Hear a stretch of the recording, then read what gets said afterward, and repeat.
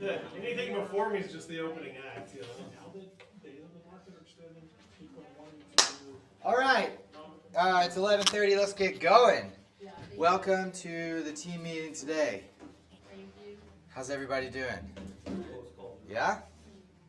Doing all right?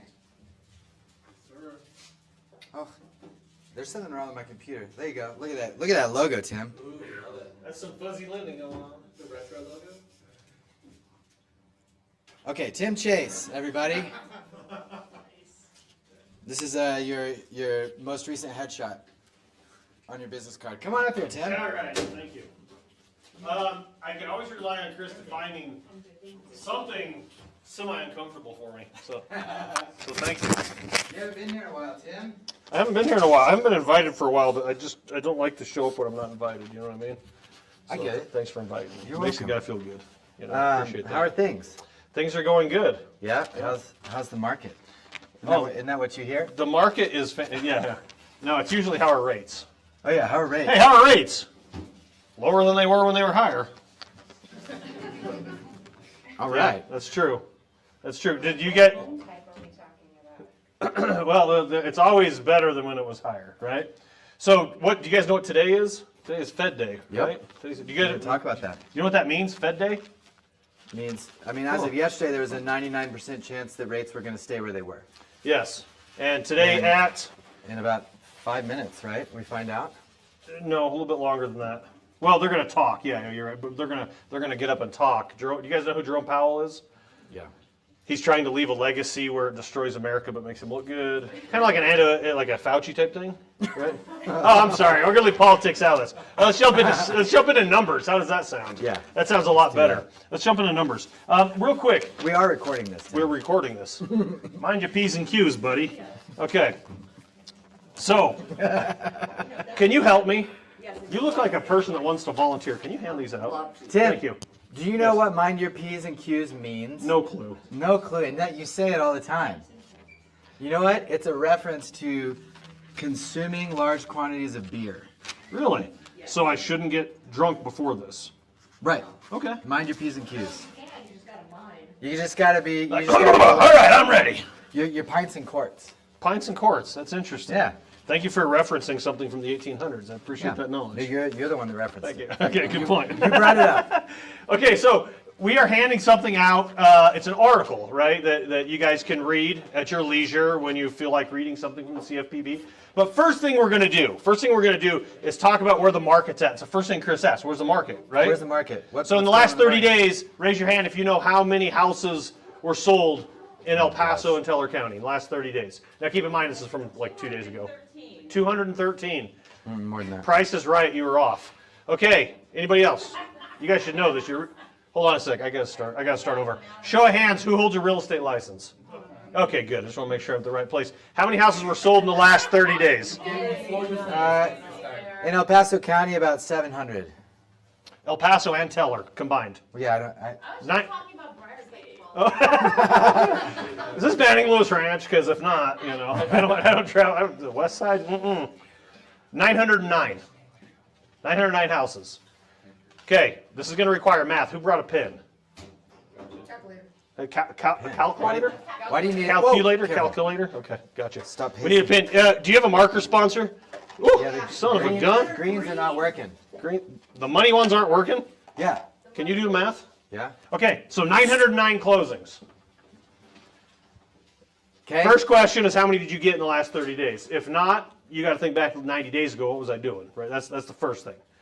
You're like hitting everything. You're stealing my thunder. That's what I'm saying. I looked through the slides. That's why you put me at the end.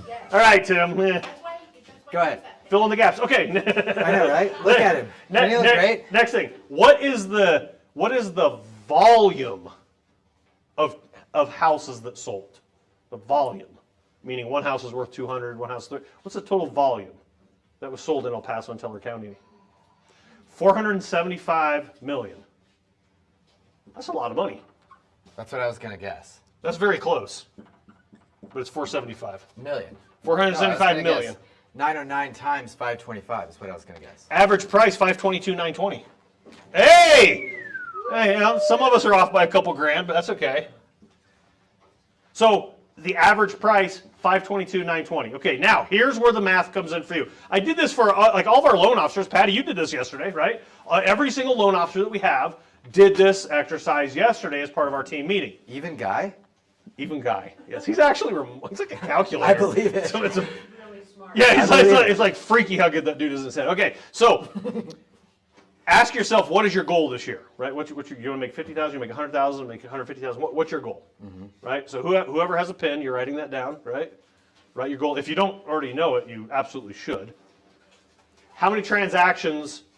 This is what we're going to discover. How many transactions do you need? So how much do you make on a transaction? I don't know what realtors This make. is the economic model from the MREA. Did you know that? I didn't know that. Do you guys make like 87,000 per closing, right? Something like that. Okay. Patty does.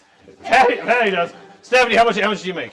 How much you want? What's your I told you to stop Macker? pacing. This is like Don't you're ask me trapping a questions. I was off like by 600. in Briargate on average. What do you guys make on a transaction? Let's just say 10K. 10K. Okay, 10K. So Say 10. let's write 10K. Okay, stop pacing. I feel like I'm like a rabbit and I'm gonna get yeah. You are. Okay, so you make 10K on a transaction. So how many transactions? Let's see, if we have an average of 522, you make 10K. Does that sound right? Ish. Yeah, a little Okay. more. So how many transactions do you need to meet your goal? Right? How many transactions do you need? So if I have a $120,000 a year goal, I need one transaction a month. So now let's take this 909. There was 909, but guess what? You guys have a benefit that we don't have. You guys could do both sides, right? You could do listing and you could do buying. I can't. You find that funny? Yeah, kind of. So 909. So now you have 1,800 possible options out there. How many people are licensed in El Paso County? Probably 4,500. Okay, so half of them aren't going to get a deal, right? Half of them More aren't. than half. So about half. We're going to go issues right now. We were specific. Now we're going issues about. Oh, I see what you're saying.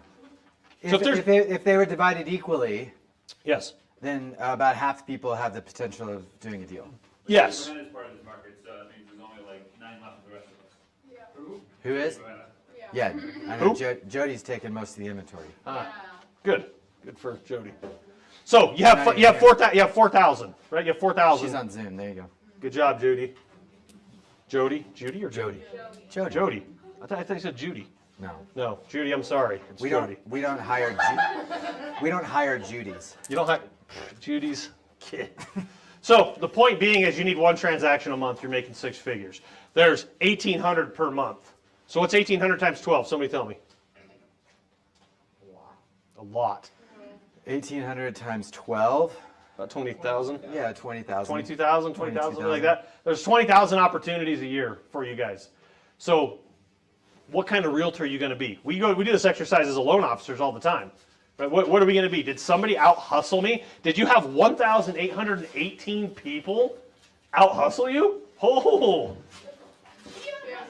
whoo! Go buy a mirror and stare in it for a long period of time.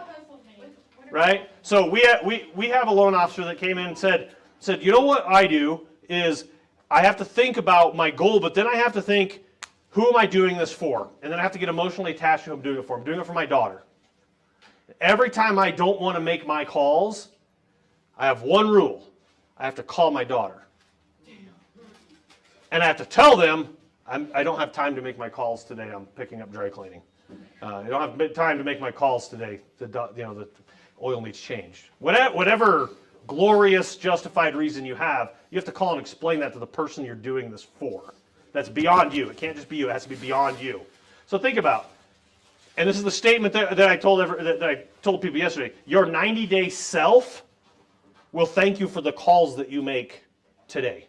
In 90 days, you're going to be very, very happy. So I know you time block, right? You guys time block. Mm-hmm. You have to have that time block. You have to make those calls. So now I don't know what your guys' conversion ratio is, but I wanted to mention this because this has been heavy on our minds. Everybody says the market stuff. You got 22,000 options a year to make money, and you only need 10 of them? What? So it'll actually, I think, and Daniel, you may check this. The total number of sides that are projected for this year in PPAR, I think it's closer to 30,000, not 22. Yeah, this is think just it's for the last closer. 30 days if that was averaged. I So. think it's closer to 30,000 sides is what is. And how many do we say projected. you need? 10? To clear 100,000 in GCI? Yes. Yes, you need 10 out of 30,000. If you want to, if you want to clear $100,000 in income, you have to account for your expenses Sure. on top of that, right? So call it 12, Well, yeah, but your expenses are likely 12 going to and be a more than half. $20,000. 13. Yeah, there you go. Okay, Um, 13. So for those of you who are at Ignite, what is he talking about? This like calling your daughter. What does that relate to in Ignite that we spent a whole lot of time on this week? Your big why, right? Like getting clear about why you're doing it, so that the why can pull you through the suck of the doing it and get you to the benefit of the results. And pick up the phone. Pick up the phone and Pick up your phone. pick up my suspected. Are you calling me, Stephanie? It's a spam call. Can I say something to this? Yeah, 1 second. Make sure. Well, it's a different topic. It is a different It's a different topic. So to be fair, it's a different topic. The point is, if you are afraid to make your calls, you're in the wrong industry. If you refuse to make your calls, you're in the wrong industry. If for some reason you're like, but, and then fill in the blank. Yeah. But you're in the wrong industry. Like there's just flat out you're in the wrong industry. You need to probably go work. I think Starbucks is hiring still, aren't they? Probably not. No, probably not. Maybe Walmart or something like that. You know, but I'm saying there's guaranteed income jobs out there beyond real estate. Real estate has a phenomenal upside, and I will tell you, Cash Brothers? 30,000 deals, and I only need 10. I will take those odds. That is. My gosh, that's fantastic. Stephanie, can you chill with calling me? Seriously. So, turn your phone off. That's the. Oh my gosh, it's getting ridiculous. Okay, can I mention one more thing before I go? Of course. First, well, eat sandwiches. They're good for you. Jimmy John's only kills big buffalo, not small buffalo. So we want to make sure we support that. Second thing, the last thing I want to mention is pre-qualification. I handed out a form to everybody. I would like to know what's the difference between pre-qual and pre-qualification. Who can tell me? Pre-qual and pre-qualification? I'm on a roll, man. Did everybody understood what I was saying? Yes. Mind your P's and Q's, Tim. Mind your pints and cords, buddy. So, what's the difference between a pre-approval and pre-qualification? Stephanie says nothing. No, the first question. Oh, no. I'm going to be honest, Tim. Yes, let's hear it. I think there's no difference. And I know that there is. And yet, from our perspective, in working with our buyers and submitting offers, there's really no difference. Okay? Why would you say that? Because I can submit an offer and say, here's a pre-qual letter from a lender, and I can submit an offer and say, here's a pre-approval letter from a lender, and the other agent is going to say, great. How come I get phone calls that say, are they pre-qualified or pre-approved? Well, because there are 4 good agents. Okay. They will do that. Gotcha. No, there's at least 90 good agents. There's 90 good agents. There's 90. I want to give an example. Give an example. Last week, Prove me wrong. one of the other loan officers at 719 had somebody sent to her, and she did the application, and she did her homework, meaning she ran credit, she reviewed financials, she tried to put things through an automated underwriting system. She knew what she was looking at, and she called the agent, and she said, we can't qualify this person. I mean, the way that they do their taxes, they're self-employed, like, there's no way. And the agent said, but we've been putting in offers. I mean, she has this She's been pre-approved for 2 weeks. Yeah, for 2 weeks with this other lender. And she said, I don't know what to tell you, but I've reviewed everything and there's no way. And so then the agent contacts the other lender and says, hey, you know, I have this letter, but I have another lender who's looked at everything and says that there's no way she qualifies. Oh, well, we're in a trust but verify situation. Trust now, verify later is what the email said. Yes. Yes. Yes. And so they were completely unqualified. Do your But homework. you're saying that was a pre-approval letter. No, it's pre-qual. Now it's a pre-approval from the other bank. Pre-approval from the other. Yeah. Yeah. Okay. So, What the heck? You're telling me there's no difference? The terms are thrown around. Honestly, like, at the end My of the point day, exactly. what you want to do is make sure that your lender has done their homework. Have you reviewed financials? Okay. Did you pull their credit? Did you So pull here's their a quick credit question. underwriting system? What brand of car do you drive? Well, I have a Bronco and I have a Passat. Okay, well that's not a brand. Oh, Ford and. A Ford, okay. What do you drive, Sam? Mazda. A Mazda. What about you? a Ford. Ford. Does that? So you have 2 against 1. I have a That's not a brand either, but that's okay. So we have 2 against 1. Does that make Ford better?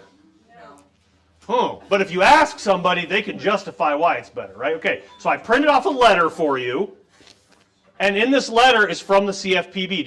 Have you ever heard of CFPB? Yes.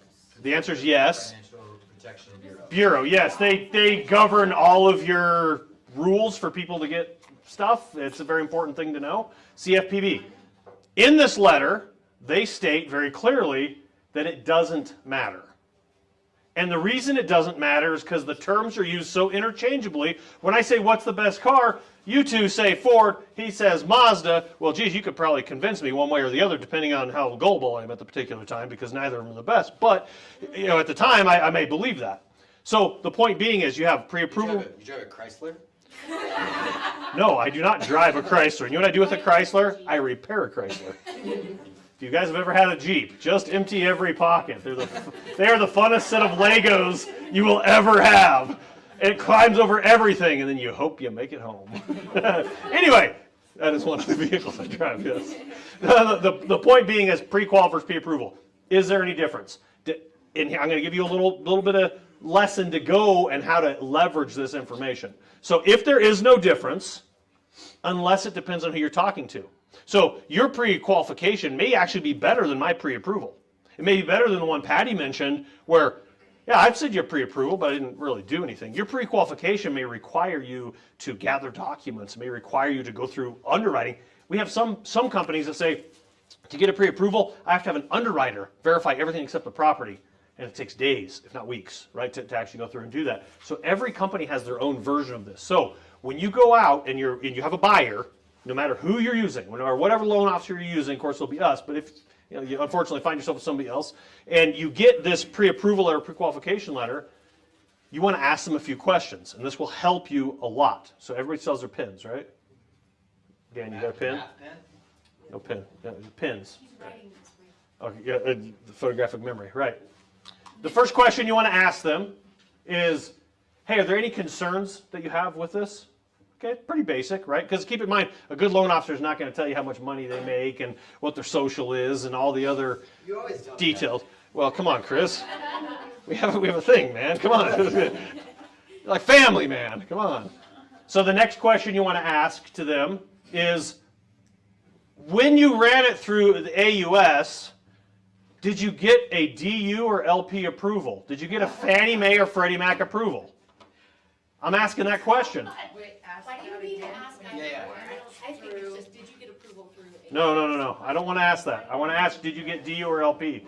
Because I want them to, and this is just the way my brain works, is I'm going to ask them, did you get DU or LP? Because I want them to specify that they ran it through an AUS.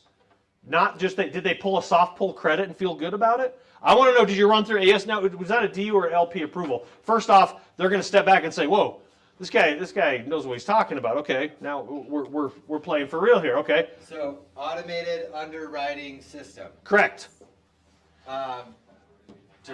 Desktop underwriter. Yeah, and this is loan prospect. So this is Fannie Mae. This is Freddie Mac. So you can just ask, did you get a Fannie or Freddie approval when you ran it through AUS? The point being, you want to ask that. And don't end up in the situation Patty was talking about where it's like, well, we don't run through right now. We just did a soft pull credit. Everything looks good, though. Oh, whoa. They told us they made $10,000. And they make $10,000 a month. They had a 750 credit score. Yeah, they're good. Well, they weren't so good. The last question that you want to ask, and remember the structure of this question. Did you receive income documentation? And is there anything else you're still kind of waiting on? And keep in mind, I'm not asking anything intrusive here. I don't need to know what your verification of employment is. I don't even know any of that. And here's what I'm doing. I'm finding out from a realtor standpoint, is there anything you're concerned with? Did you run through DU or LP? Yes. And did you get your income documentation, or are you still waiting on some stuff? I didn't say I need to see your income documentation. So when did you get it? Are you waiting on anything? Most of the time, sometimes we get it early, sometimes we don't, right? But it's good for you to know. And then if you have a listing, exactly the same questions. That offer comes over and you call that loan officer, those are the exact same questions. Now you know how solid they are. And now if you're concerned with conventional or FHA, if it comes over FHA, here's a bonus question for you. because a lot of people are concerned with FHA, but FHA is actually not a bad loan. A lot of realtors are trained to be concerned about FHA. So then you ask this bonus question if it comes through as FHA. Hey, I noticed the contract came through as FHA. If for some reason we needed to switch that to conventional, would we still be okay? Pretty easy bonus question, right? That's on your FHAs. So if you wrote those down, use those, and you will just in 4 minutes have more information about that client, and you didn't ask anything intrusive whatsoever, and they can answer all those questions. You can answer the question, if they needed to switch from FHA, would you see a problem with that? Sure. Really? Yeah, absolutely. I've been asked that plenty of times. Okay. Yeah, it's not a big deal. Because right now, FHA rates are almost a full point lower than conventional. And their MI has dropped as well. Mortgage insurance is less. So on a FHA loan, the mortgage insurance is set by a calculation that they have predetermined what it's gonna be. On a conventional loan, the mortgage insurance is gonna vary depending on the lender that it goes to, depending on how much money they put down, depending on what their credit score is. There's a lot of. How good the lender negotiated the rates. That can play into, a lot of times, like I have a client right now who's going FHA instead of conventional because her payment is gonna be almost $700. But they can still qualify for conventional. So realtors have that in their head though. They're like a lot of times they're like, oh wait, I don't want FHA. We don't do FHA. But you ask that question, well, geez, I have a doctor. I've done doctor loans on FHA multiple times because it was just a better deal. That's all there is to it, right? Yeah. So exactly what Patty said is 100% accurate. So a couple things to think about on that. So I wanted to bring value to you guys, and I wanted to get a sandwich out of the deal too. So I'm going to get a sandwich on my way out. Questions for Tim? Questions for Tim. I'm just going to repeat everything he said. Questions for Tim. I'm going to repeat everything you said. Have you called Jerome yet and told him to show up? Who's Jerome? Powell? Well, he's going to talk today. G Powell. Yeah, J. the old JP. Yeah, JP it's is like- probably not going to be raising rates. We're 20. We're about to talk about that. We're like 25 minutes out from that. Yeah, and November 1 is the next time they're going to talk Do you want about to it. stick around? You can learn some stuff. Can I? When do they expect rates to drop? You want to see? Fed rates. Let's go. Let's go. I don't want to start hang out. I want to eat a Bulldogs. sandwich, man. I'm hungry. Go eat a sandwich. I'll eat a sandwich and hang out. Go eat a sandwich. Well, I think thank you guys for. Hey, really? I was going to use the restroom. That's why he's. Too much mayonnaise. Oh my gosh. Oh, I don't know. That's why we don't invite him around very often. Just imagine. No, thanks, Tim. Morning. Having to work with that. No, so just to summarize, Tim, you are recommending we go through these questions with our buyer clients and offers that are submitted on our listings. Okay. Yes. Awesome. Okay, we're going to start with a couple bold laws. Focus on the plan, not the problem. Do we have problems in the market? Yeah, we have opportunities. Wonderful. Are there challenges in the market that some people believe to be problems? Yes. Okay. If you have clients, there's a lot of clients that think there are problems, Yes. that interest rates are a problem. If you can create a plan to help them understand the opportunity that exists, the problem goes away. When you focus on the plan, the problem goes away. All right? Focus on the plan, not the problem. This is the one that I haven't ever talked about because this is a new bold law and it wasn't a bold law when I did bold. So spontaneity is a conditioned, there it is. Spontaneity is a conditioned reflex. The heck does that mean? Spontaneity is a conditioned reflex. So, Makes me think of habits, like the habits that we create Right. become the responses that we do without even thinking about it. so you can practice the habit of being spontaneous. And I heard this, I heard a coach talk about this years ago. It wasn't directly, but I think it relates to this. He said that he would time block a couple times a month, a 1 hour block that was for opportunity.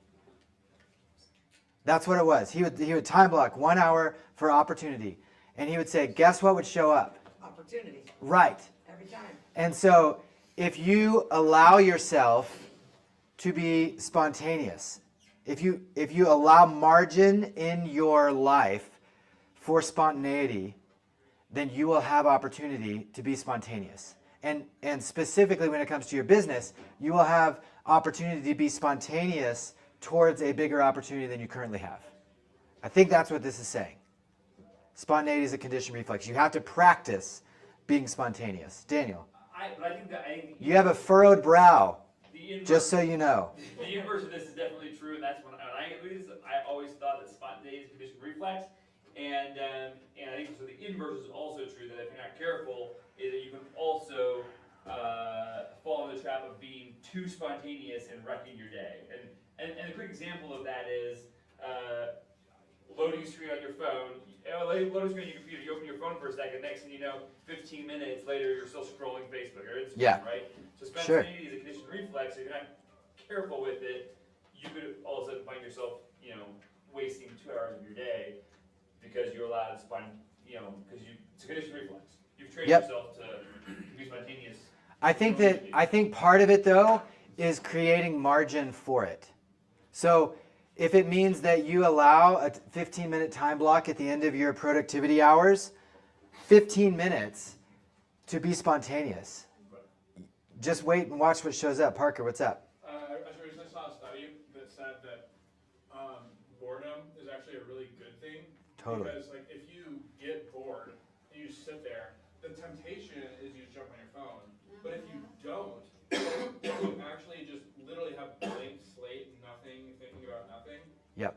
That's when your mind starts connecting all these dots. So in my little nook over there, I'm sometimes I just leave time where I just do nothing, and I just try to. I'm okay, now what do I do next? Because the boredom feels super uncomfortable, but it's that's sometimes where you can really start connecting the dots. Right. See, but if your conditioned reflex is to scroll Facebook, that's not spontaneity. Right. Right? I'm looking at you, Daniel. Yeah. Is that spontaneous? Or is that a conditioned reflex? It is a spontaneous conditioned reflex. Yes. I don't know that it's spontaneous though. I think it's habitual. I think that it's that's where we go. To Parker's point, that's where we go. If we have a minute, it's well, I'm just gonna check out Twitter, see what's popping. Right. It's X, but yeah.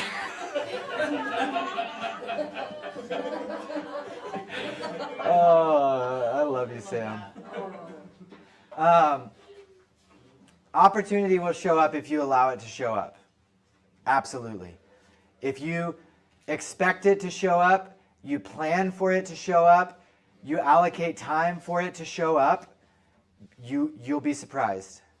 And if you're bored and you want to scroll Facebook and instead you have to think about something else, then you'll be surprised where your mind goes, right? And I think that we can all benefit from some time that is unscheduled and unstructured, or maybe scheduled but unstructured. I think we can all benefit from that in our minds and in the breakthroughs that we can get when we step back long enough to allow for a breakthrough to happen. Cool. Thanks for that conversation. All right, let's start with the market update. Last month we were sitting at 7.26 on this day, and here we are 7.3. Pretty unchanged over the last month. Right? Interest rates at the Fed have been pretty consistent over that time too. In fact, my view is looking different than yours. I apologize. Inflation last week, we got the new data, ticked up a little bit to about 3.7. We were at 3.3 or 3.2 the month previous. This represents the first 2-month consecutive increase in the last 15 months. So for the last 15 months, we have not had 2-month consecutive increase, and now here we sit at about 3.7. There's a couple hands in the back of the room from the Backstreet Boys. Year over year? This is CPI. Yeah, this is year-over-year price increases. This is CPI. Yeah, so this is saying 3.6% over. Where we were this time last year. Yeah. Yeah. I've heard about, I'm curious if this is your all interpretation too, but I've heard core CPI is maybe still coming down, but energy 5.4. prices Yeah. is what's maybe driving this recent uptick. Absolutely. So we talked about that. If you remember last month, we pulled up oil prices, raw oil prices, and we saw 30% increase in oil over the last couple of months, and we inferred that inflation was going to be higher because oil makes up such a huge part of CPI. core CPI does not include oil, and it does not include food. It's still at 5.4%, and the biggest contributing factor to that number being high is shelter. Shelter makes up 45% of the core CPI, and shelter is still like 11%, 9 to 11% increase year over year. So that's why core is high. Even since we looked at oil last month, oil's continued to go up. And so the Fed, and we're about to look at the Fed predictions for what's going to happen moving forward, the Fed is still predicting higher interest rates because they anticipate this number going up because of the price of oil, right? This big drop, I mean, we got up to, 9% on the CPI officially, if you believe those numbers. It doesn't matter if you believe it or not, it's the number that they use, right? 9% down to 3%, that big drop was helped the most by the drop in oil prices. And the drop in oil prices were because the U.S. was tapping into strategic oil reserves to offset shortages in our market. And you can only tap into strategic oil reserves for so long before it becomes strategic oil no reserves, right? So oil prices have come back up, and they're continuing to come back up. And so that's kind of what we anticipate happening with inflation. Cool. Let's look at, this is the target rate. So if you remember the last couple months, we've been looking at the Fed probability chart, which shows where the Fed chairs, the actual decision makers, where they believe interest rates are going. And it's a poll, this is a poll of like 16 people, but they're the ones that make the decision. So it's pretty accurate numbers. This is as of yesterday. There was a 99% chance that rates stay where they are today at the Fed meeting. And we're about to find out if somebody wants to look on X. That's probably a good place to look for 16 people is Fed. like 1/4 of a person thinks that it's like not happening. I guess. Maybe it's more than, I thought it was just the Fed chairs that vote on this, but yeah, I see how you got there. One guy was split. He's like, I'm like 3/4 that this, and so 99% chance we stay where we are, and we're about to find out. When you go forward to November 1st, there is a 70% chance we stay where we are, and a little higher than 28% chance that we are we are higher. I know exactly. They held. Interest rates held. Interest rates held. So 99, lock it in, 100% chance. 70% chance November 1st we stay where we are, about a 30% chance that we are higher. Okay, let's go one more into the future. December 13th, 59% chance we stay where we are, 40% chance that we are higher. Doesn't feel like we need to go higher, but maybe we do, I guess. That's what they're saying. Oh, look! January 31st of 2024, the very first time that we see any percentage chance, according to this Fed poll, that interest rates are lower than where they are today. Lower? Lower, yeah. January 31st, there's a 1% chance, right? Not a good chance.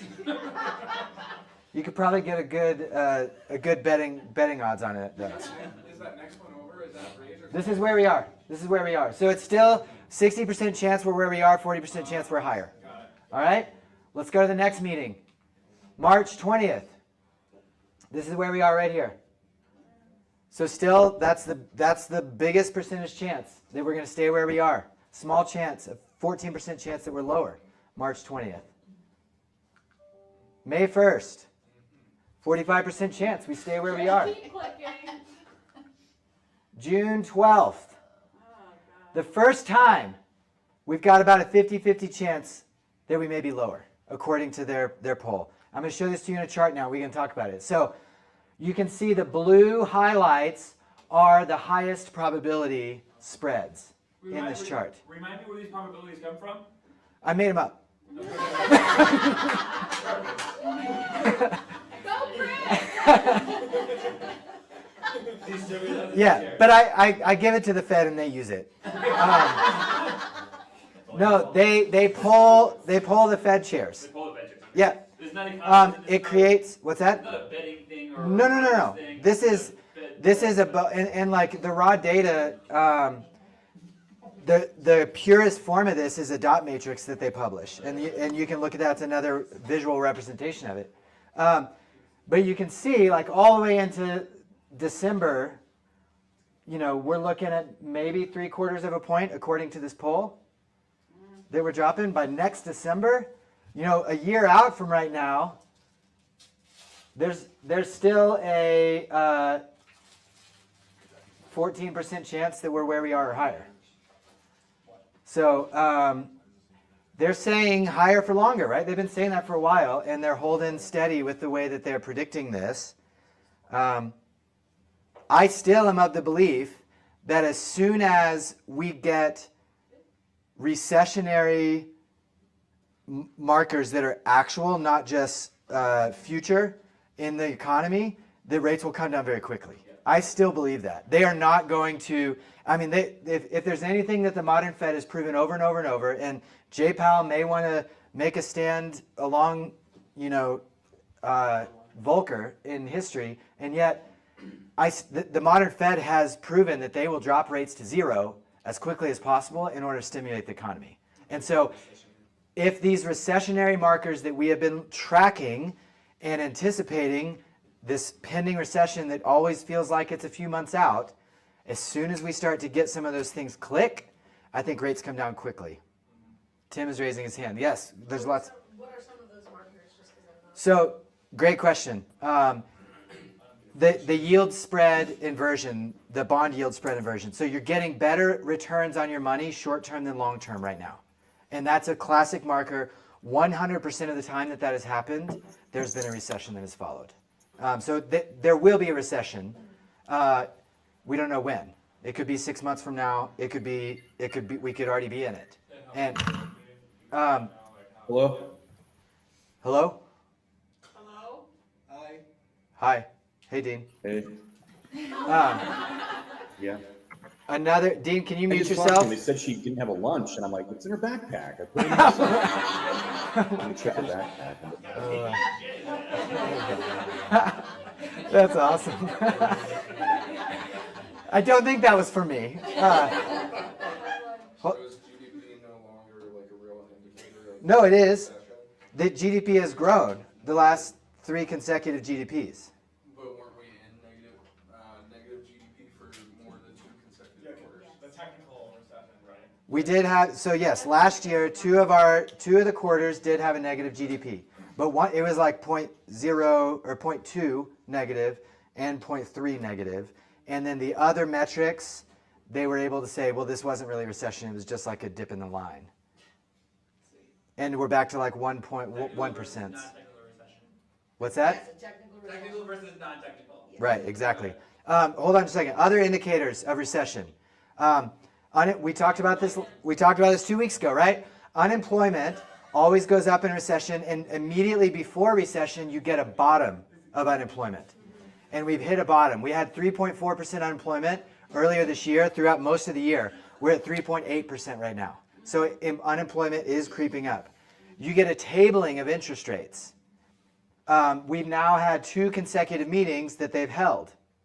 A tabling of interest rates. And what happens as soon as the recession is realized, those numbers start diving towards one another and they cross. And interest rates will go up, unemployment will go up, interest rates will go down. Why does unemployment continue to rise even after interest rates have come down? Because they've broken the economy and businesses are out of business. Correct. It just takes time for it to have. Yeah, it's a lag. Yeah, like Milton Friedman would always say, for every interest rate thing, it takes, I don't know, like 3 months or 6 months for it to like actually percolate through the economy. So it's like they're lagging indicators sometimes. So sometimes it takes a while. Oh for it to gosh, hold on. catch up. Oh, that is a horrific topic. Well, no, it's not. They're all in stacks. They're all in stacks. Come on, you guys. Give me anxiety. Okay, I think I didn't have this in my presentation today, but I think this is important. This is the same chart we were just looking at. The one that we have here is more, or the one that we were looking at is more updated. So I think that interest rates will fall faster than this. we talked about this a little bit at the last team meeting, but I think it's probably because of these questions, I think it's worth going through again. So unemployment, you can see that immediately preceding the recessions, there is generally, and not every single time, but generally there is a bottom to unemployment that happens. And we have a bottom. We had 3.4 most of the year, and it's gone up to 3.8.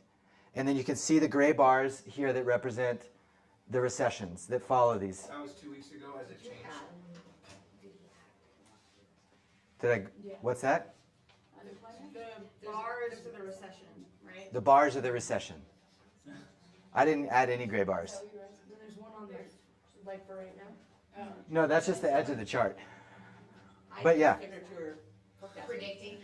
I mean, I feel pretty good about it. Be like, Chris called it. So you got it? Okay. Fed rate, tables, and then comes down during recession. You can see that. The tables generally, outside of Volcker in the 80s, it tables before you get into the recession because you can feel it coming. And the interest rates are high enough and they can feel it coming. And so we have, again, with today being a hold, I think we have a table. Hold on. You put these two things together and the setup going into the recession, sorry, it didn't click over. The setup going in, these are the same two charts. The Fed rate is the yellow, the unemployment rate is the red. You have inversion between these two things going into a recession and then resolution where that they cross during a recession. Right? And you see that over and over and over through this chart. And that's where we're set up. Could they keep going and we're not in a recession yet? Yes. But at some point, they will cross in the recession. Right? Did the Fed not exist in 1950? I mean the Fed, it is 1913 is when the Fed, but I don't know if they weren't the ones setting the effective rate. That may have been 1955 is when they started setting the effective rate. I don't have that answer.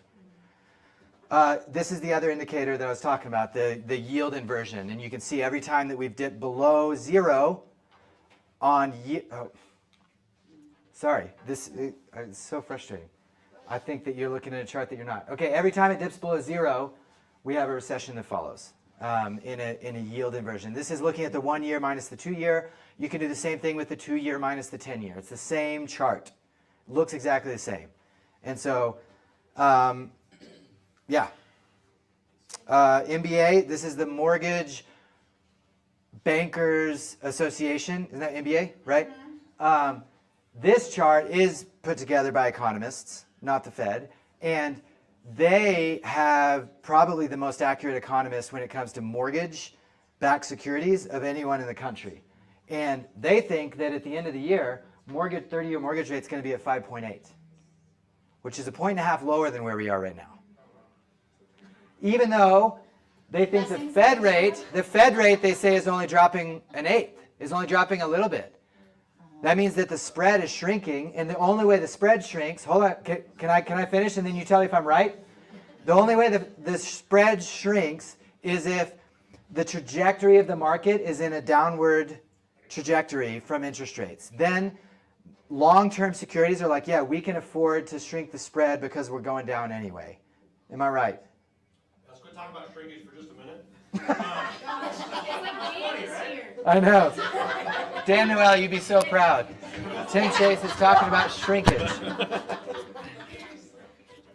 I just wanted to mention that I disagree with that.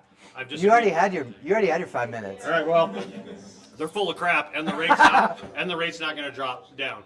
It's not going to go to there? No. Or hopeful at some point that it might No. get there this year. This is from like 2 weeks ago. Yeah, congratulations. It's going to be probably second quarter of next year. There's no way it's dropping 2 points, 1.5. You want to fight him? No? What do they price 30-year mortgages off of? The 30-year Treasury bonds or what? Oh, that's a great question.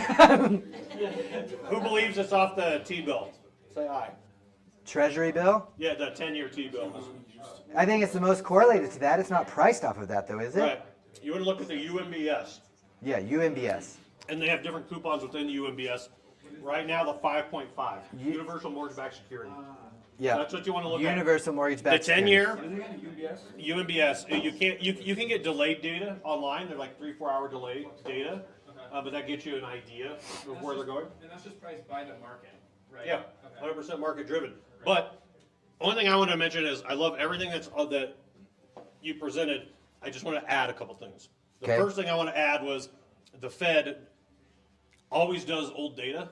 So Yeah. it's like I posted this thing on social media like a year ago. It's like Wayne Gretzky always said, like, the best players go to where the puck's going to go, not where the puck is, and the Fed goes to where the puck was, right? So they're way off on a lot of that. Anytime they post unemployment numbers, have you guys ever seen how often they revise it? Down. It always comes out super strong.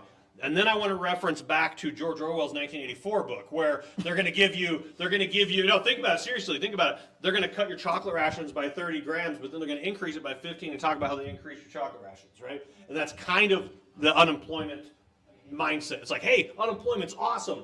Next month, well, not so good. 6 months later, you're like, oh, that report actually sucked 6 months ago.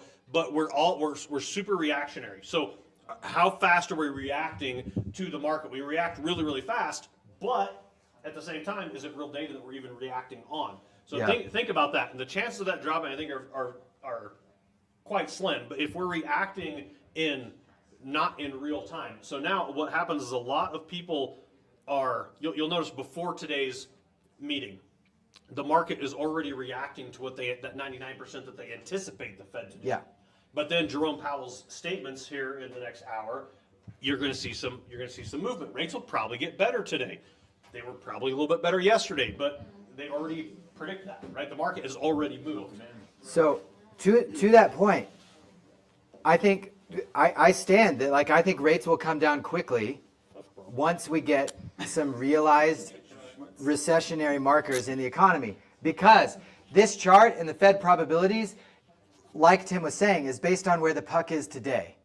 But we can see where the puck is moving. We will be in a recession. Guaranteed. Just like we technically were a year and a half ago, and nobody would admit it. And what happened to rates when we were in that recession? Oh, rates skyrocketed because they started going crazy. Oh, is that's when it went up? Keep in mind, when did the Fed respond? They responded and started raising rates a good 6-7 months later. No, Really, that's after they absolutely started true. The only reason to argue if we are in a recession or not is for the Fed's reaction to it, right? Correct. That's the only, doesn't really matter. It doesn't really matter. No. And it's like not every recession is created equal. Like just because there's a recession doesn't mean, oh wait, everybody loses everything and it's horrible. Like it could just be, oh, we went down 0.1% for 2 quarters. So it could be any number of different things on a spectrum. In between, absolutely. I think it's also important to point out what does it mean when the Fed raises rates? Do your interest rates go up? What does it mean when they lower rates? Do your interest rates go down? What does it actually mean? And I think it's important to understand that, hey, they're going to raise it by a quarter, my rates didn't get worse by a quarter. Thank you. Speaking of Wayne Gretzky, that was a good Wayne Gretzky. Okay, let me go. We didn't get into these yet, did we? Inventory. Let's look local. Let's get out of economics. Well, before we do that, does anyone have questions about the economics? I feel like we've beat the horse. I just have a reminder. Yes. Student loans start back up. Yep. Student loans start back up. October. People are getting crunched. I mean, the debt statistics right now are pretty bad. Scary. Are pretty bad. $1 billion. That's just consumer, like, credit card debt, right? Yeah, that's just When credit card debt. when you factor in all these other things, also, people applying for credit are getting declined at the highest rate in like 15 years. And people are applying for credit because they need cash to pay for their life, because they expanded their life during COVID when they had money. And now they don't, right? Not to publish our bank statements, but she did it. That's what I used to make this chart. Yeah, it's interesting. I was having a conversation with a couple of friends last night, and we were talking about this. Daniel, I'm talking. We were talking about like the silent recession of kind of what we're in, and they're like, "Well, why do we not like struggle with food on our table?" And I'm like, "Because we can leverage so much of our life now. Like we can get there's so much credit card debt. Like that's how I think the economy is like surviving much more than people realize." And home equity, I mean, Yeah. I just closed yesterday on a cash out refinance for a VA loan, which a lot of people will take a HELOC to access their equity. these people wanted to go higher than what a HELOC would allow, you know, so. Dave Ramsey's a liar. Yeah. Tell your people. I'm gonna go ask Chad Garvin about that. Jay, sorry, Jay. Judy, yeah. Yeah. Okay, let's get into our local market here. So inventory, here we sit, September 15th, is from a few days ago. Inventory's going up. We've been watching that since this bottom we hit in April is when it crossed the 7-day, crossed over the 90-day average, and which is a strong marker of a trend reversal, and inventory started going up. And then we sit November 4th of last year is when we hit the kind of peak of inventory, and that trend reversed again. We've been saying that somewhere late October, early November, these numbers will cross, inventory will be coming down. No. TBD at this point. I don't know that we're going to hit it by early November. It might be later that inventory will be coming down at this point. And let me show you. So when you go back, Because of the number of new listings versus closings, right? yeah, I mean, it's still coming up right now. When you look back in 2019, which you have to go that far back to see any kind of semblance of a market normalcy that resembles kind of what we're in right now, because everything in between was pretty artificially manipulated by all the same things that we were just talking about. You could see that we were crossing. Inventory was actually starting to come down in 2019 at this time of the year, seasonally. TBD. Median list price, I've taken the 7-day average out. This is just the 90-day average. And you can see year over year. So here we sit September 15th, 552 as a median list price, not sold price, list price. The peak of this year, June 16th, 579 was the average list price then, median list price rather. December 23rd was the bottom last year, right? And we had quite the cascade down to that bottom last fall when we were anticipating a major recession on the horizon. Here we are a year later, still anticipating. You have to go back to March 6th of 2020 to get a median list price that matches that one from last December. Right? So that is when people say, I'm waiting for the market to dip, I'm waiting for the market to correct.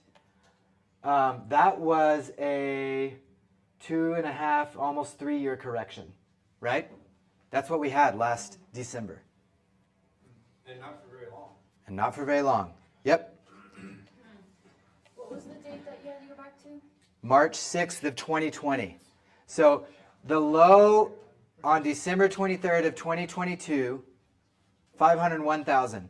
You have to go back to about March 6th, beginning of March in 2020. That's right before COVID. Yeah, that's like anticipating COVID. Right. It was already starting to affect the market. Right. Absolutely.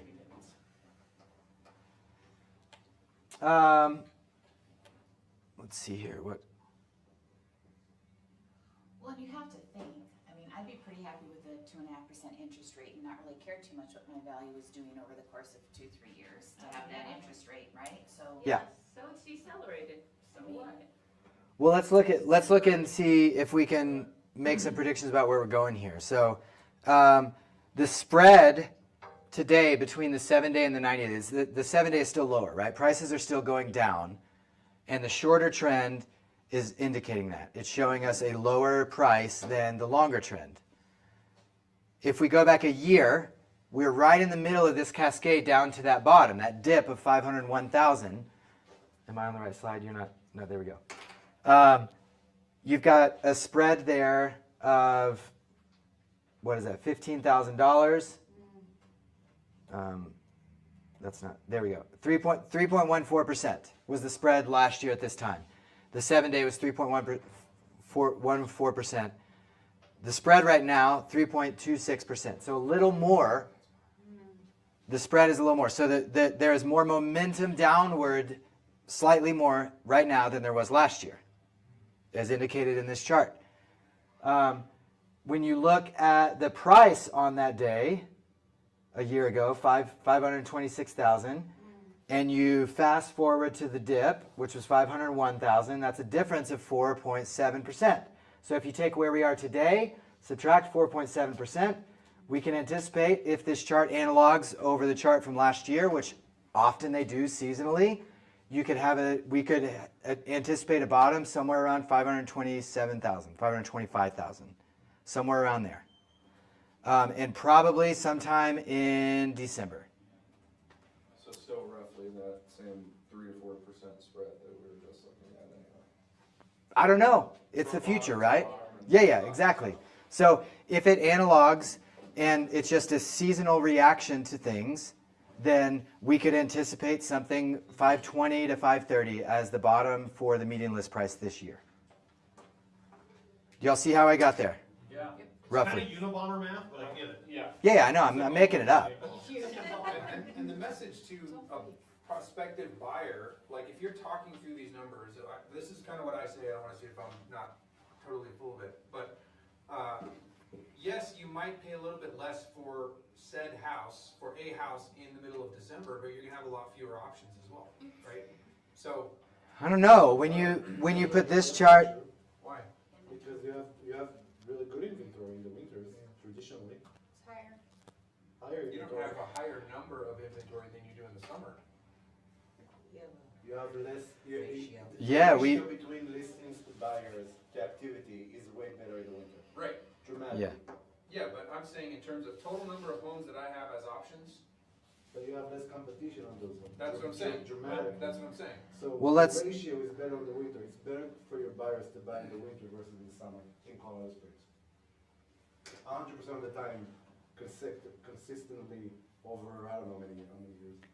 Yeah, I mean, I think there's a statistical argument that is true, and there's also like if they find the house right now and they pay 3% more for it right now, but it's the house that they want, then Sure. you're right. Inventory. So to your point, Adam, inventory. This is active inventory. This line right here. This is the last 4 weeks. It is going up. There will be more homes on the market in December. Not less. There will be more. So you're saying there's 2,000 houses available right now? Correct. Active El Paso County. This number Remember when there was like 42 houses or 25 houses? in March, we looked at it. In March, this was 1,100. Bet you 60% of those have a price decrease. I didn't pull a price decrease. I don't think it's quite that. I think it's like in the 40%. Yeah, price decreases are waiting much longer to do a price decrease. Yeah, I would agree with that too. So this is the data over the last 4 weeks in PPAR, right? We pull this every Tuesday morning. You can see the 1 week versus the 4 week. So this is the 4 week trend versus this 1 week, which was yesterday morning. And this is a better one to look at. The 4 week versus the long. So over the last month versus the last year. That's really what we're looking at.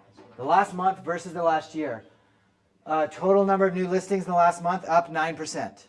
So there's more coming on the market over the last month than there has been over the last year, on average. And so you can go to a buyer and say, good news, there are 10% more homes that were listed this last month as compared to the last year.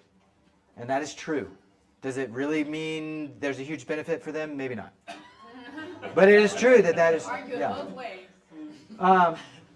Expireds and canceled is up from, and it's up in the trend from where it was last year. I think that's going to be escalating. Like that's going to be going up this fall, expireds and canceled.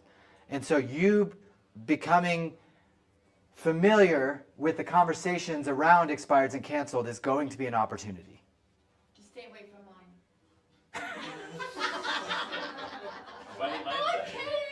mine. Your expired listings. Nobody calls Stephanie's expired listings.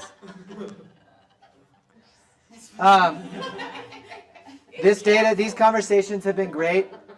I would encourage you to join us on Tuesday mornings at 8:30. We also, as of yesterday, I stood up a YouTube channel, KWP Training Room on YouTube, and every week I'm going to post a high-quality recorded version of that has data. When you zoom into it, yeah, you're welcome. When you zoom in, it's hard. I know the data's fuzzy, right? Like it the quality is not great. I'm recording directly through the computer now, not through Zoom, and so the recordings that I post are higher quality. You'll be able to see everything. And those will be posted every Tuesday by the afternoon up on that YouTube channel. Okay, a couple of things to go over. October is business planning month. Traditionally with KW, you spend the month really honing in what you want and expect and need the next year to look like in your business. The growth that you want to see, the systems that you want to build, the people that you want to be in business with. And so October 5th, the Colorado region, is putting on a full day business clinic with James Shaw. And James Shaw is incredibly inspiring to listen to. He is the KW VP of Learning. He was one of the VPs of MAPS coaching for a number of years as well. Really inspiring guy. And he will be here in person in Denver at the PPA Center. You can get tickets through KW Colorado Events, and we'll send out some more information about that over the next week. This is a really, really great opportunity to get some hacks on how to springboard into the new year in your business, and it's definitely worth the $129 investment. I'm also going to be putting on a business planning light. We're not going to go through the full day business planning clinic. We're going to do a shortened, simplified version of it over 3 hours on October 20th, and that will be in this room, and there will be no cost associated with that. We'll probably find a sponsor to bring lunch since it is over lunch hour and make it a kind of a lunch and learn thing. All the materials for that will be provided for you, and I hope that you take the time to focus on putting a plan together for your business, because you want to focus on the plan, not the problem. And if you're not focusing on a plan in your business, that is a problem. Ignite, we're a couple days into Ignite. It's been really fun energy. We've had a lot of great interaction so far. Jordan taught yesterday. Thank you for doing that. Dan Hillman's teaching tomorrow, I know. I would encourage you, we have populated the calendar with the name of the course for the day, the topic of the course for the day, and who's teaching it. I would encourage you, even you seasoned agents, to look at the calendar and see some days that you would want to participate in, because there are good systems and tips and tricks that are taught around those topics every single day. And even if coming and doing the whole thing of Ignite and committing to the activities and it would definitely show up in your business if you did that. And I know you're not going to. So I would rather you come to a topical, have a reason to come based on a topic than to not do it at all. So check the calendar. The topics are in there and the trainers. It's every day between now and October 18th is when we're going to finish up with Ignite. And I think the people that are in Ignite are going to have more listings than the people that are not in Ignite at the end of it. I'm just guessing. It'd be fun to look at. Okay, home runs from the last month. If you remember, home runs is listing and under contract and a closed all in 1 month. And we had a good list from the month of August. Yeah, and a couple of first-timers. I think Candace and Lauren, that was both their first time on there. Way to go, Stephanie. Way to go, Chris. Thanks. I think there must have been a clerical error, because I don't know if it's true. A couple of cappers. Sam, who left the room, he capped. Way to go. So Sam, you can't hear me? He's going to get a gift card. When you cap, you get a $50 gift card to the Red Store so you can get some KW merchandise. And so when you cap, watch out for your email. You're getting a gift card. Oh, it's right here. It's right here, Sam.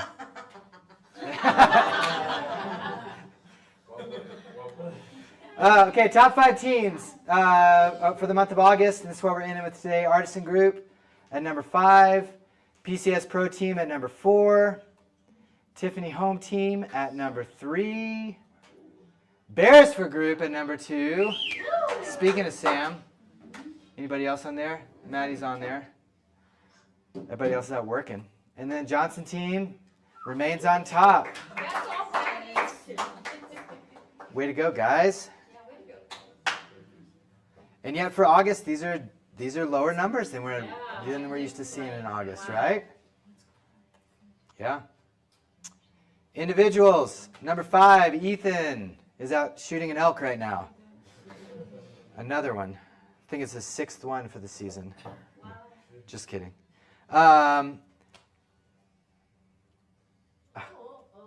There we go. Yuri, way to go. 2 months in a row on the board. He's got a baby to take care of. Babies are expensive, aren't they? Jonathan on the board. Way to go. He left. Tammy Stewart, no surprise. It's good to see her on the board. And who do you think's number 1? Look at that. Candace. 70,000 in GCI. What a month. Candace is not even on here. I know.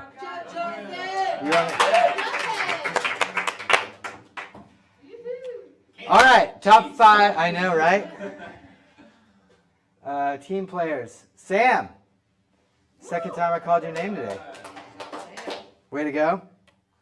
Ron Parker, always on the board. Derek, second month in a row on the board, not on the call. Patty. Anybody want to guess? Anybody from the Johnson team want to guess? Christina.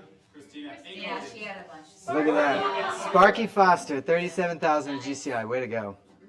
No surprise. You see the 4 of the 5 being from the Johnson team when they're the ones that turned in the big number for the month. So way to go, guys. Very consistent business. One more bold law. How you participate in here is how you participate everywhere. How you practice is how you play. How you show up in here is how you're going to show up in front of your clients. And so let me ask, this is just for you to think about. How are you showing up? Tim was talking earlier about how your activities 90 days from now will show up in your production. If you feel like you are behind, you need to pick up your activities now in order to have business 90 days from now. That's how it works. And the rhythm that we have in the Market Center right now, the people that have been showing up can attest to the energy that is building in their business and collectively. We have set aside 9 to 11 every single day for productivity activities. Your activities. That is where your business will be realized, in your activities. And so I would invite you again, try it out. 8:30 a.m. every single day in this room, we have a little setup for the day. Encourage you, inspire you, push you into production so that you can focus, you can have the opportunity to focus on the things that are the most important in your business, which is lead generation, so that 90 days from now it will show up in your production. And I can almost guarantee you that the names on the board are going to change to the names of the people who are showing up at 9 a.m. or at 8:30 and doing the productivity activities, because that's the way it works. This is not, I'm not saying any of this to shame anyone to show up. I don't care. I want you to know what the opportunity is and to know the connection between what you do and then what you get. Because you can't get what you want without doing what you have to do. And right now, that's more important than ever. For the last few years, it has not been that important. It has not been as important. I'll say it that way.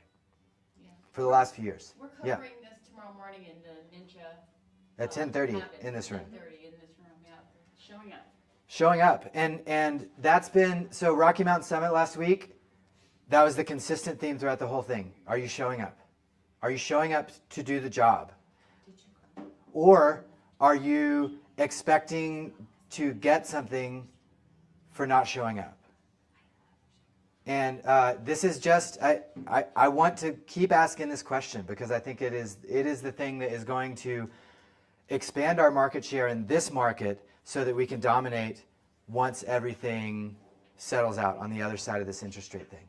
Because the demographics are strong. We've talked a lot about that. Like the demographics of the next 5 years are very strong.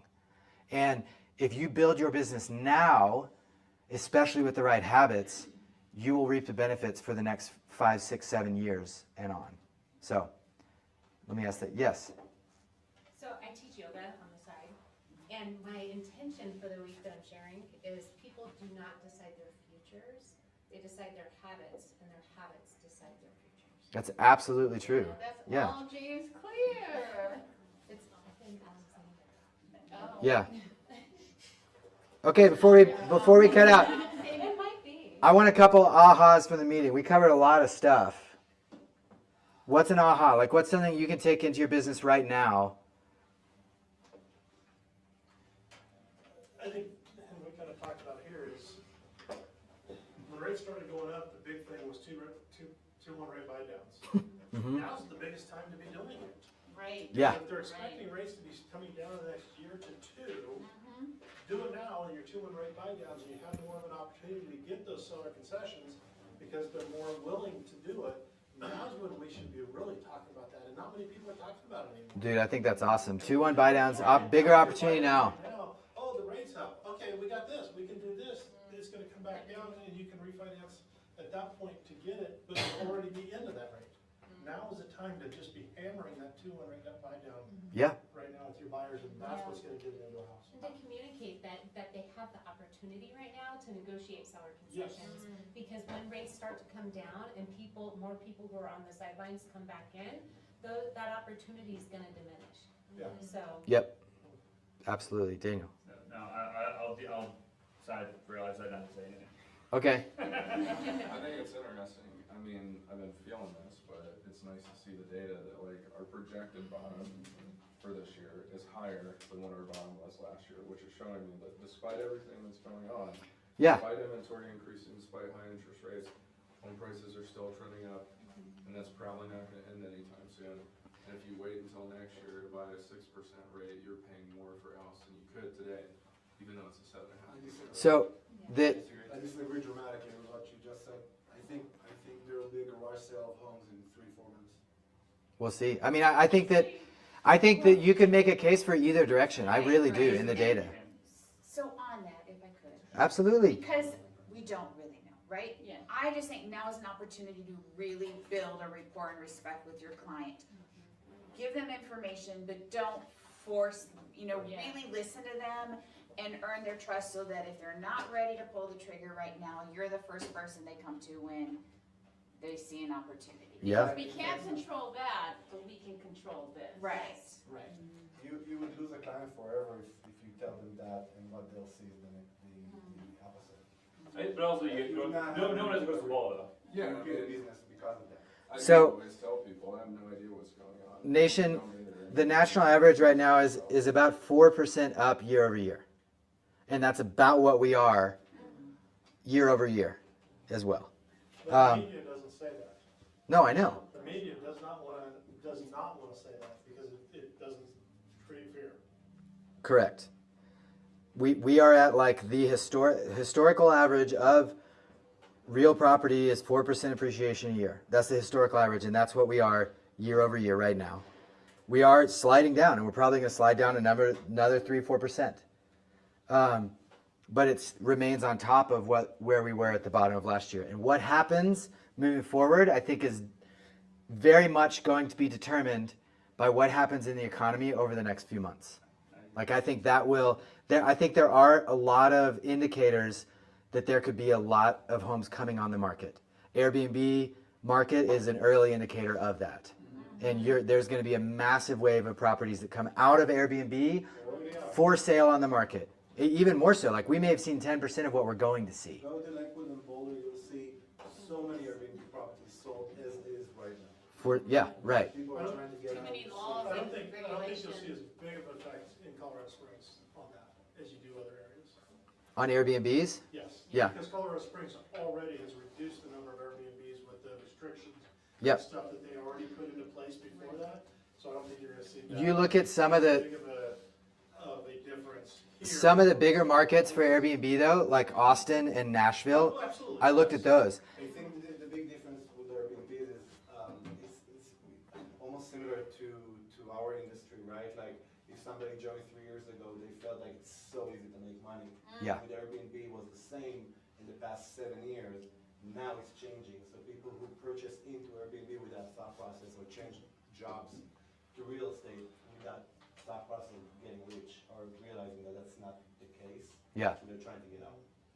Well, but what interest rate do they have on them? can they get out? I have friends that, like, doesn't make sense to sell because I can't.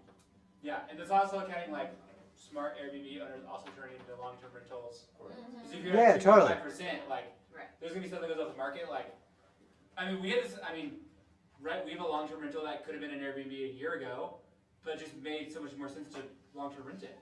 Yeah. Easy cash flow, not as much work. Yeah, that's. There's a lot of people doing that in the Airbnb market too. I mean, there's 60%. Yep. I think it'll be interesting. Like, we're going to keep looking at these indicators over the next couple months. And the goal with these conversations is that you take away information that you can then take to your clients, to your sphere, and be the market expert for your sphere. That's what you need to be. And that is how you are going to gain their trust right now, being the market expert. Not telling them what to do, not telling them what's going to happen, but being able to present and explain the data in a way that's relevant to them. I think that's really important, especially as this thing progresses this fall and we see what happens. Yep. Did you have a question, Sam? Just scratching your head. Okay. Awesome. Thanks, guys. We'll see ya. Do you have any of your slides that have home prices in relation to Yeah, of course.